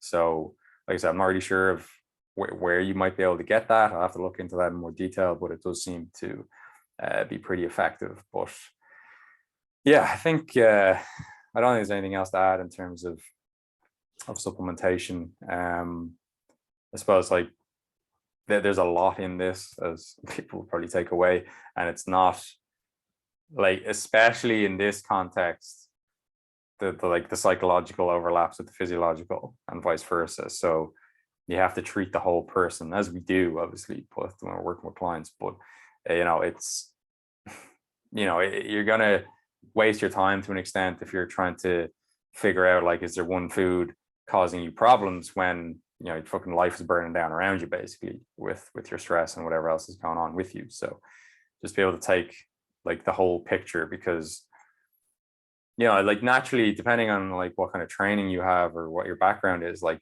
for me, my bias could be like, oh, you have an issue, oh, it's definitely nutritional. All right, so let's look at that and let's dig into that. Obviously I know somewhat better than to just do that in these kind of cases, but not everyone does. So if you're looking at things through a certain lens that's somewhat biased, you might miss a big part of the puzzle, so to speak. But I don't think of anything else to add. Like, that's a lot of podcasting we're after doing. So yeah. unless you have anything else you want to add or close out with. No, that was pretty comprehensive. I think we covered everything. Now, again, look, you deal with this stuff day in, day out. You've seen all the different fucking permutations of this. This podcast is not going to answer every single question. If you need help, reach out. Look, Brian is there. He's in our DMs all the time. And look, if you actually need coaching, we have coaching spaces available both for nutrition coaching, if you're just looking for nutrition coaching, but then also that kind of full coaching, nutrition training. Maybe it's injury management, pain management that you need. We have a coach for that. If it's like, sports nutrition, we have a coach for that. If you're looking to get better at powerlifting or bodybuilding, we have a coach for that. Like, we have a pretty diverse team that should be able to help you with your goals. So just get in touch. That's all you really need to do. The links are below. You could reach out to any of us on Instagram. That's usually where we're most active. Other than that, I don't really have anything else to say. Look, the links are all below. Follow us, like, share, subscribe. All of that stuff really does help the podcast. Like, you'd be surprised. I know every single influencer in the world does say that, but if you actually gain something from this, a little tidbit of knowledge, it helps you in some way, like, tell your friends about it, tell your family about it, just share it on your social media. It really does help. Or at the very least, hit the like button wherever you are, give a 5-star review if you're in an app that allows that, hit subscribe, whatever it is that you can do to help the business grow. Like, it really does help, and it really does encourage us to make more podcasts like this. Anything other than that, I don't have anything else to say. Do you want to say goodbye to your adoring fans? Yes. Goodbye, everybody. Thank you for listening. And I'll be back on the podcast soon.